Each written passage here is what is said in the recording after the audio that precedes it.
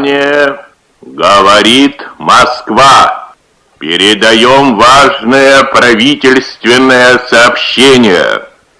Граждане и гражданки Советского Союза, сегодня в 4 часа утра, без всякого объявления войны, германские вооруженные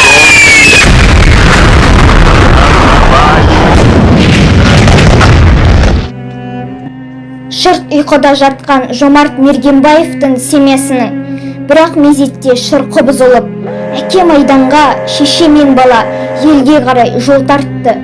Жолда келе жатқан эшелон жауған оқ түскен бомба астында қалды. Баласымен бірге вагоннан қарғып түсе, сүріне қабына жүгіріп келе жатқан Жамалға оқ тиді. Жүр, мама, тұршы, мама!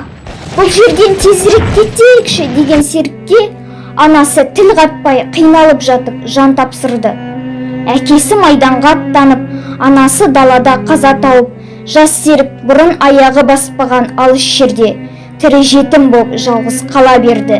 Толассыз жауған жаңбыр эшелоннан қашып тоғайға бас сауғалаған комиссар Савченконың әйелі Анна Ивановна екі баланы бауырына қысып, бұтақты жуан талды паналапты. Баланың бірі өзінің жалғыз ұлы Борис болса, екіншісі жау қолынан қаза болған әлгі Жамалдың ұлы Серік еді. Ағаш ішімен жанып жатқан селоны айналып өтіп, бір талдың түбіне отырып демалды бұлар. Неше күндер бойы жол жүріп, шаршап шалдығып келе жатқан Серік пен Борис мамаларының тізесіне басын сүйе отырып қалғып кетті.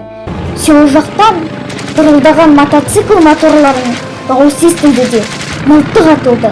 Баласын көтеріп, ентігіп, демігіп, тоғайға жеткен жас әйел Анна Ивановнаға: «Неге тұрсыңдар? Қашыңдар! Неміс солдаттары селоны өртеп, адамдарды асып жатыр» деп есі шыға қарады. Орманнан шығып, ана көпірден өтпекші болып, енді не істейміз деп ойланып тұрған Анна Ивановнаны «Ком-комая» деп неміс сақшысы тоқтатты. «Бұл жерде не істеп жүрсіңдер? Қайда барасыңдар? Документтерің қайда? Мынау сенің ұлың ба? Бұл азиат қой» деп жуан қарынды солдат Серікке төніп келіп: «Сен кісі етін жейтін ұлттың баласымысың?» деп өзінің добалдай жүнді білегін былай тістеді.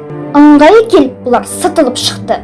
Ана 200 азғын жастайынан Анна Ивановнамен бірге оқып, бірге өскен Тамара немістерге ұстап бергенде де «Сережа менің балам, ал Серік болса, бұл кісі менің мамам» деп ана баланы, бала ананы жаудан аман алып қалған еді. Серік пен Боря және аналары Анна Ивановна жүзі таныс болмаса да, жүрегі таныс, бір мақсаттағы абзал жан. Примак Иван Кузьмичтің партизандар отрядына қосылып, олар енді отан үшін фашистерге бағытталған ұрысқа аянбай кірісті. Примак Серіктің ерлігіне, тапқырлығына, қырағылығына қатты сүйсініп жүретін.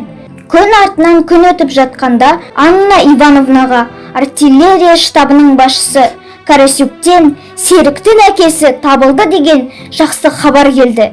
Күткен көп күндердің бірінде подполковник Жомарт Мергенбаев полк комиссары Савченконың әйелі Анна Ивановнаның үйін тауып келіп, екі семьядан қалған қайғылы 4 жан ойламаған жерден осылай кездесті.